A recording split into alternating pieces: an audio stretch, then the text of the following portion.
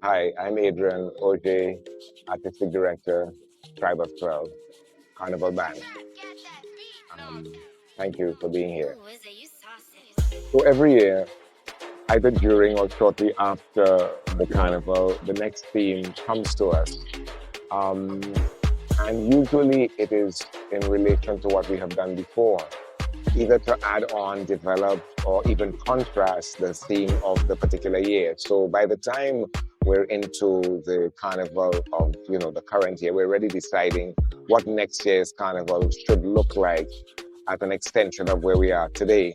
So as we played the theme For God So Loved the World, which was extremely well received and which I think sort of propelled the band forward into a sort of public debate about Carnival, what it should be, what it should look like, what it should not be, what it should not look like. Um, it was clear that we needed to explore this theme of beauty and history and relevance, which we very assiduously went into with For God So Loved the World. It was a challenging theme, both because it was religious and also because it was an abstract theme which we had to bring to life. So what I contemplated and shared with my colleagues is we should do something that works well with that theme and continues drawing to the band the sort of attention and participation of the theme of For God So Loved the World. Um, that led me into a sort of contemplation about what that might look like. And once you open your mind to possibilities, things arrive. They come and they stimulate your imagination. And I think I was actually listening to a piece of music, and it suggested that particular scene, Wade in the Water. And then I did some research as to what exactly the origin of that terminology was. And of course, it's a spiritual motif. It is very highly recognizable as a Black spiritual sort of melody, For God So Loved the World. And it's been explored quite a bit um, I don't know, the mythological dimensions of religion, history. So it really is something that spoke to us, and it has tremendous potential for color, for development of theme, etc. So I decided to explore it, and I wrote up a little interpretation and sent it to the team, and they loved the idea of it, and that's how we ended up with Water. So it's very much an extension or a part two, you might say, of the thing we played last year, 2023. I don't know if I can reveal our secret weapons to you just yet, but I think what we have tried to do is really have something for everybody.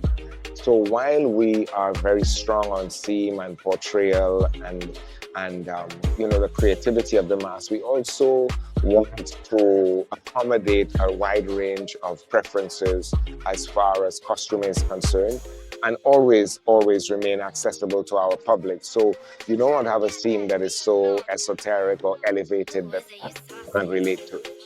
In terms of surprises, I think the representational aspect of the costumes are very strong.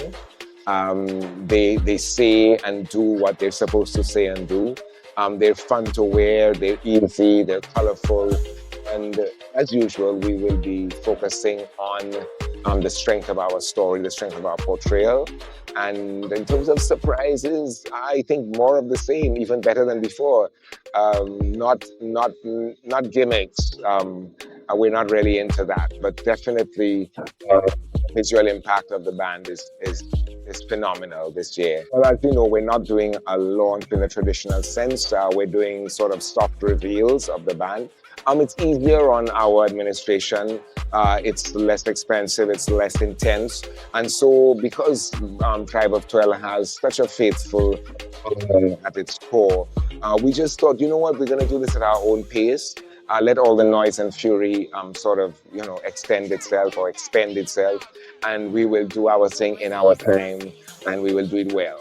Everybody's got their own priorities. Everybody's busy. People are distracted by jazz and other things. We thought, let's let that pass. Our people are our people, and the new people who are being attracted to the band, they will wait for us. They will understand that we're not import and sell. We have to make everything, conceive everything from scratch, and when it comes out, it better be worth it, which it is. So having fulfilled that, having achieved that, we decided, you know what, let's just do the reveal rather than the usual fanfare. People come to us. We have open house all this weekend. People are coming in. People are signing up. And because we're in constant touch with our people anyway, this is perfectly good for them. It works. We're accessible, open door. You can walk in. You can see the costumes. You can love the costumes, and you can love Tribe of Twel, which is so easy to do, really. So messaging to all things to all people. That's not Tribe of Twel. We are a bit of a niche. We're a bit of a boutique. What we like to think of is, this is mass with meaning. It's not just colorful and pretty. It has some substance to it. If you're looking for that, if you're looking for a family atmosphere, if you're looking for really cohesion, which is about us, not just about me, it's about us.